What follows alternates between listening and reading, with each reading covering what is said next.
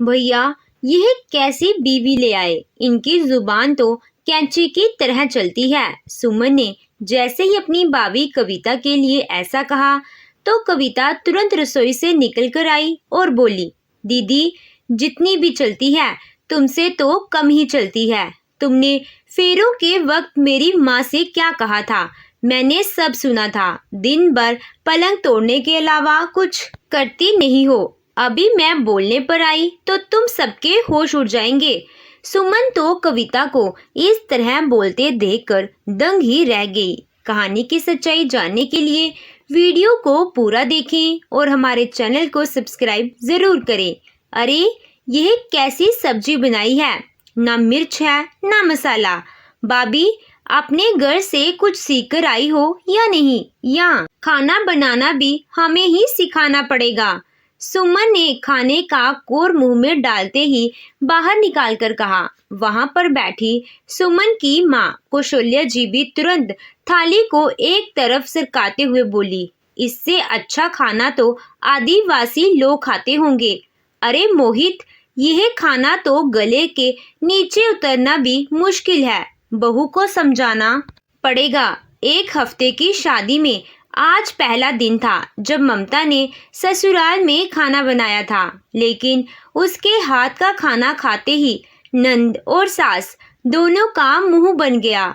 मोहित ने चिल्लाकर ममता को आवाज लगाई तो ममता सिर पर पल्लू ढकते हुए डाइनिंग टेबल के पास आकर खड़ी हो गई। मोहित उसको देखते ही चिल्लाकर बोला, ममता, गांव वाले क्या खाना नहीं खाते जो इतना बुरा खाना बनाया है। हमने से किसी से भी ये खाना खाया नहीं जा रहा है। ममता ने ही धीरे से कहा कि मुझे पता नहीं था कि यहाँ पर कैसे मिर्च मसाले खाए जाते हैं और इसीलिए खाना थोड़ा हल्का बनाया है। कौशल्या जी तुरंत आंख निकालकर बोली, हमें यह मरीज जैसा खाना खिला रही है। क्या तेरे घर में लोग ऐसे ही खाना खाते हैं? अगर पता नहीं था तो पूछ लेती। ममता की आंखों में तुरंत आंसू आ गए और उसने नजर नीचे करके कहा कि मम्मी जी, मैंने सुमन दीदी से पूछा था, लेकिन उन्होंने कहा कि हम लोग नॉर्मल खाना खाते हैं, मिर्च मसाले कम ही खाते हैं। यह सुनकर सुमन उठ खड़ी हुई और जोर से चिल्ला कर बोली, भाभी, तुम इतना झूठ क्यों बोल रही हो? मैं तुमसे ऐसा कब कहा था? माँ, इनके माँ बाप ने ना तो दहेज ढंग का दिया और ना ही इनको कुछ सिखाकर भेजा है। इनके घर में सामान देखो कितना घटिया आया है। भैया, आप यह कैसी लड़की ले आए हो जिसमें शक्ल के अलावा कुछ अच्छा नहीं है। अब हम इस शक्ल का क्या अचार डालेंगे? मोहित गुस्से में उठकर कमरे में चला गया और ममता वही खड़ी रोती रह गई। मोहित 6 महीने पहले अपनी माँ के साथ गांव में एक शादी में गया था और वहीं पर इसे ममता पसंद आ गई थी। उसने अपनी माँ से तुरंत शादी की बात करने को कहा था। ममता के पिताजी भी उसके लिए लड़का ढूंढ रहे थे और इतना अच्छा रिश्ता देखा तो वह भी मना नहीं कर पाए। कौशल्या जी को पता चला कि ममता के नाम पर उसके पिताजी ने एक जमीन का टुकड़ा रखा है जो वह भी शादी के लिए तैयार हो गई थी, लेकिन वह जमीन दहेज में नहीं मिली तो अब वह मन ही मन उस जमीन के बारे में सोच गुस्सा होती रहती थी, लेकिन ममता से नहीं कह पा रही थी। सबसे जूठे बर्तन उठाकर ममता रसोई में गई और रसोई की सफाई करने लगी तो सुमन ने आकर कहा, जूठे बर्तन छोड़कर सोने की जरूरत नहीं है। हमारे यहाँ जूठे बर्तन छोड़कर कोई नहीं सोता है। तो ममता ने सुमन से कहा कि दीदी, सुबह तो काम वाली आती है ना? तो सुमन ने उसकी तरफ गुस्से से देखकर कहा कि वह कल से नहीं आएगी। घर में एक मेंबर बढ़ गया और घर का खर्च उठाने वाले अकेले भैया हैं। बेचारे किस किस का खर्चा उठाएंगे? ममता सुमन की बात सुनकर दंग रह गई। वह मन में सोचने लगी कि अगर काम वाली हटाई गई है तो क्या मेरे लिए हटाई गई है? मैं ही तो इस घर में आई हूँ, लेकिन क्या कभी कोई पति पत्नी पर बोझ होती है? ममता बुझे मन से जूठे बर्तन धोने लगी तो सास ने आकर कहा, नई साड़ी पहनकर बर्तन धो रही हो, इसको ड्राई क्लीन क्या तेरा बाप करवाएगा? तुझे पता भी है कि यह कितनी महंगी साड़ियां हैं। अब शादी को 1 हफ्ता हो चुका है, चुपचाप यह साड़ियां पहनना बंद करो। रसोई का काम खत्म करने के बाद ममता ने जाकर मोहित से कहा कि आप मेरे लिए कुछ सूट बनवा दीजिए, नहीं तो यह साड़ियां खराब हो जाएंगी। मोहित ने सिर हिलाया और सो गया। ममता जैसे ही सुबह सोकर उठी तो उसकी ननद ने कहा, नए सूट बनवाने की जरूरत नहीं है, यह मेरे पुराने सूट हैं, इनको पहनकर ही काम चलाओ। मैंने कल रात को सुना था कि भैया से नए सूट लाने के लिए कह रही थी। ममता ने वह सूट उठाकर देखे तो किसी में छेद था तो कोई कहीं से फटा हुआ था और किसी की सिलाई निकल चुकी थी। नई बहू को इस तरह के सूट देते हुए सुमन को शर्म भी नहीं आई। यह सोचकर वह रोने लगी कि इस घर में उसकी इज्जत एक नौकर से ज्यादा नहीं है। नाश्ते की बात ममता ने कहा कि मम्मी जी, मेरे पैर में दर्द हो रहा है, मैं थोड़ी देर में बर्तन धो दूंगी। तो कौशल्या जी ने गरजते हुए कहा, ऐसे कह रही है जैसे महलों से आई है। अरे, अपने घर में तो गोबर उठाने का काम करती थी और यहाँ इतनी सफाई से बर्तन भी नहीं धोए जाते। यह सोचकर गांव की लड़की लाई थी कि घर को अच्छे से संभालेगी, लेकिन इसमें तो शहर वालियों को भी पीछे छोड़ दिया। बेचारी ममता को खड़े होकर बर्तन धोने ही पड़े। तो सुमन बाहर बैठकर कौशल्या जी से कहने लगी, मम्मी, आप तो कह रही थी कि उनके घर से जमीन मिलेगी, लेकिन इनके पापा ने तो कुछ दिया ही नहीं। तो कौशल्या जी गुस्से में कहने लगी, यही तो हमारे साथ धोखा हुआ है, लड़की भी कामचोर पकड़ा दी और जमीन भी नहीं दी। बेटा, तू सूरत पर फिसल गया, लेकिन मैं नहीं फिसलने वाली, जमीन तो मैं लेकर रहूंगी। ममता ने वह बातें सुन ली और वह समझ गई कि उसके साथ ऐसा व्यवहार क्यों हो रहा है। उसने अपने पति मोहित से जाकर कहा कि माँ जी, जिस जमीन की बात कर रही हैं उस पर तो मेरे भाई का हक है। पिताजी ने बचपन में ऐसे ही जमीन खरीद ली थी और उसे मेरे नाम पर ले लिया था, लेकिन इसका मतलब यह नहीं है कि बड़े होकर वह जमीन मेरी हो गई। मोहित ने ममता से कहा, मुझे इस बीच में नहीं पड़ना है, तुम जानो और माँ जाने। तुम मुझे पसंद आई थी इसीलिए शादी की, लेकिन शादी के बाद ही पता चलता है कि इंसान में कौन सी कमी है। ममता को इस बात को सुनकर बहुत गुस्सा आया और उसने मोहित से तुरंत पूछा, ऐसी कौन सी कमी है मुझ में जो तुम्हें अब पता चल रही है? मेरे माता पिता ने झूठ बोलकर शादी नहीं की, सब कुछ तुम्हारे सामने था। मोहित ने तुरंत गुस्से में ममता का मुंह पकड़ा और कसते हुए कहा, तुम मेरी माँ बहन से जुबान चलाती हो। मैंने सोचा था गांव की लड़कियां शांत स्वभाव की होती हैं। ममता ने इतना सुनकर मोहित को जोर से धक्का दिया और कहा, गांव की लड़कियां शांत होती हैं मगर मूर्ख नहीं। वह अपनी गृहस्थी को बचाने के लिए चुप रहती हैं और ससुराल वालों की गलतियों पर पर्दा डालती हैं। ममता ने सोच लिया था कि इस घर में बिना बोले अब बात नहीं बनेगी। वह चुपचाप कमरे से बाहर निकल गई। कुछ देर बाद जब वह वापस आए तो देखा कि उसके भाई का फोन आ रहा है। उसने जैसे ही फोन उठाया तो भाई ने कहा कि दीदी, मेरा एग्जाम सेंटर आपके शहर में है और अब मुझे कुछ दिन शहर में रहना पड़ेगा। सोच रहा था कि जब दीदी उस शहर में है तो क्यों ना वहीं जाकर रह लूं।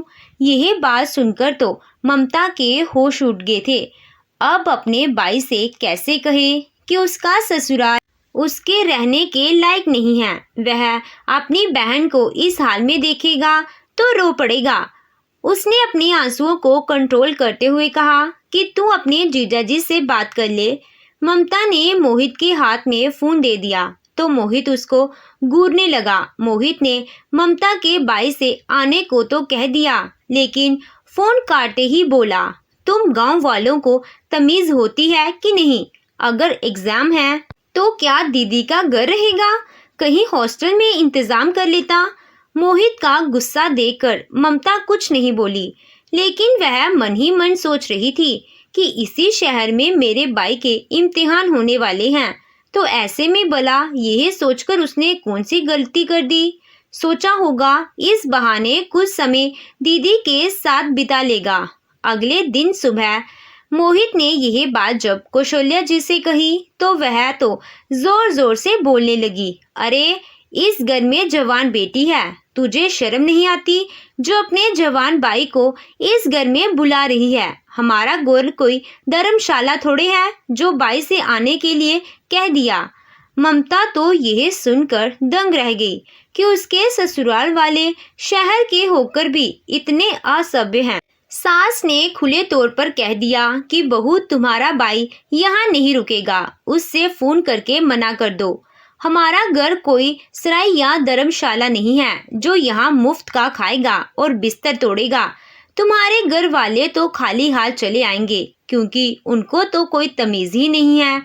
मन ही मन ममता का खून खो रहा था कि उसके घर अब उसका भाई भी नहीं आ सकता। उसने अकेले में मोहित से कहा कि मेरे भाई से तुम ही फोन करके मना कर दो। अगर सुमन दीदी के घर आने से उनके ससुराल वाले मना करेंगे तो तुम्हें कैसा लगेगा। मोहित की ममता की बात सुनकर खामोश रह गया।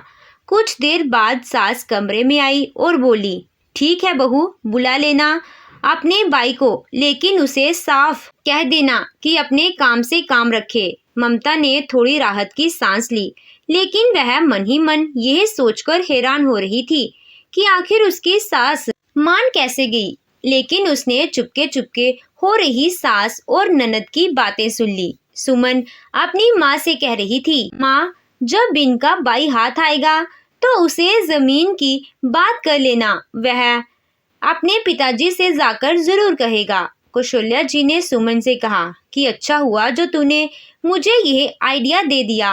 अब देखूंगी कि इसका बाप जमीन कैसे नहीं देता है। यह सुनकर तो ममता के पैरों के नीचे जमीन ही निकल गई। आखिर यह कैसे लोग हैं जो जमीन के लालच में मरे जा रहे हैं। 2 दिन बाद ममता का भाई सचिन घर आ गया और जब वह घर आया तो उसके साथ बहुत सारा सामान था जिसे कौशल्या जी लालची नजरों से देखे जा रही थी। सचिन ने कौशल्या जी को 5 किलो घी देकर कहा, यह माँ ने आपके लिए भेजा है। यह गांव का शुद्ध देसी घी है, इसीलिए बिल्कुल मिलावटी नहीं होती। इतना सारा घी देखकर तो कौशल्या जी खुशी से फूले नहीं समा रही थी। सचिन ने कौशल्या जी को और सुमन को कपड़े दिए। वह ढेर सारे देसी घी के लड्डू लाया था जिन्हें देखकर कौशल्या जी के मुंह में पानी आ रहा था। लेकिन सचिन अपनी दीदी का हाल देखकर सोच में पड़ गया था। उसने धीरे से अपनी दीदी से कहा, क्या यह लोग आपको ठीक से नहीं रखते हैं?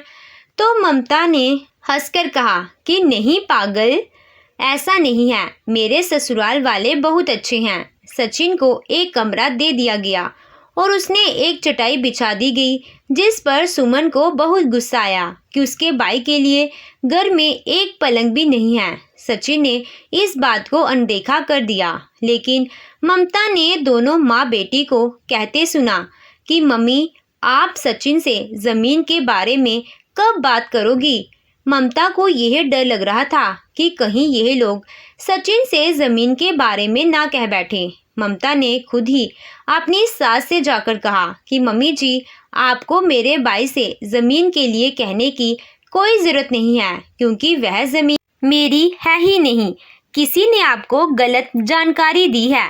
कौशल्या जी ने कहा कि तू फिर तो अपने बाप से बात कर, इतने सारे खेत हैं तुम्हारे, उनमें से कुछ तो तेरा भी होगा। और अपने भाई से कहे कि यहाँ मुफ्त की रोटी तोड़ने की ज़रूरत नहीं है। इस शहर में बहुत सारे होटल और धर्मशाला हैं जहाँ मन आए रह ले। यह सुनकर ममता ने अपनी सास से कहा, मम्मी जी, जो मेरा भाई इतना सारा घी और लड्डू लेकर आया तब तो आपने कुछ नहीं कहा, और अब मेरे भाई की 2 रोटी आपको मुफ्त की लग रही है। कौशल्या देवी ममता के मुंह थप्पड़ मारकर कहा, बहू अपने घर के घी का एहसान मत दिखाओ। तुम्हारे भाई से यह सब लाने के लिए हमने नहीं कहा था। ममता देवी चिल्लाते हुए कहा, तो फिर यह सब वापस कर दो। लेकिन आपको भी तो बहुत लालच है। कौशल्या जी नहीं जानती थी कि सचिन ने सब कुछ सुन लिया है। सचिन ने शाम के वक्त अपना सामान उठाया और बहन से कहा कि दीदी, मैं कॉलेज के पास ही रहने का इंतजाम कर लिया, मैं वहीं जा रहा हूँ। मेरी वजह से आपको इतनी सुबह उठना पड़ता है और मुझे कॉलेज तक पहुँचने में बहुत वक्त लगता है। यह सुनकर ममता रोते हुए अपने बाइक के लिपट गई और बोली, भाई ऐसा क्यों कह रहा है?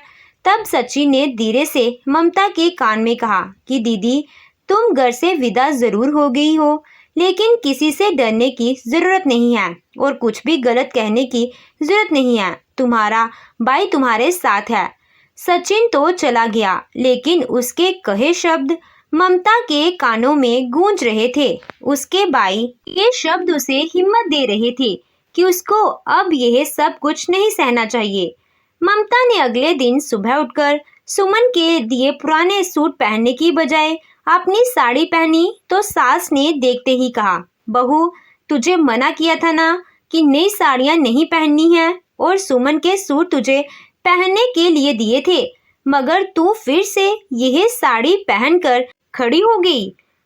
ममता ने सास की तरफ गुस्से से देखा और दहाड़ते हुए कहा, क्योंकि मैं घर की बहू हूँ, कोई नौकरानी नहीं। आपने मुझे जिस तरह के कपड़े दिए वह नौकर भी नहीं पहनते, लेकिन मैं डर के कारण पहनती रही। सुमन उसको इस तरह बोलते देखकर कहने लगी, तो क्या तुम कहीं की महारानी हो जो घर में ऐसे सज धज कर घूमोगी? ममता ने तुरंत मोहित को बुलाया और कहा, तुम अपनी माँ और बहन को समझाओगे या मैं अपनी भाषा में समझा दूं? मुझे फटे पुराने कपड़े देकर यह मुझे क्या जताना चाहती हैं? मैं इस घर में शादी करके आई हूँ, कोई तुम्हारी खरीदी हुई गुलाम नहीं हूँ। ममता का अंदाज देखकर मोहित हक्का बक्का खड़ा देखता रह गया। सुमन तभी दंदनाते हुए ममता के पास आई और बोली, भैया, यह कैसी बीवी ले आए? इसकी जुबान तो कैंची की तरह चलती है। देख रहे हो हम पर कैसे इल्जाम लगा रही है। सुमन की बातें सुनकर ममता का चेहरा गुस्से से लाल हो गया और वह गरज कर बोली, जितनी भी चलती है तुमसे तो कम ही चलती है। घर में बैठकर दिन भर पलंग तोड़ने के अलावा कुछ करती नहीं हो। ऊपर से जब से मैं इस घर में आई हूँ मुझे तुमने नौकर बनाकर रख दिया है। हर बात पर गांव से होने का ताना मारते हो। अभी मैं बोलने पर आऊं तो तुम सबके होश उड़ जाएंगे। सुमन ने तुरंत ममता पर हाथ उठाना चाहा तो ममता ने उसका हाथ पकड़कर कसते हुए कहा, मुझे हल्के में मत लेना, गांव की हूँ, अगर मुझसे बदतमीजी की तो हाथ तोड़ दूंगी। कुछ देर में तुम्हारे एक एक अत्याचार का हिसाब होने वाला है। कौशल्या जी यह सुनकर ममता से आंख दिखाते हुए बोली, धमकी देने की जरूरत नहीं है। तेरे जैसी लड़कियां ही घरों को तोड़ती हैं। अब तुझे ही इस घर से निकलना पड़ेगा। चल इसी वक्त घर से बाहर निकल। यह कहकर कौशल्या जी ने ममता का हाथ पकड़कर दरवाजे की तरफ खींचना शुरू कर दिया और मोहित चुपचाप खड़ा देखता रहा। ममता उम्मीद से मोहित की तरफ देख रही थी, लेकिन मोहित जैसे खड़ा हुआ तमाशा देख रहा था।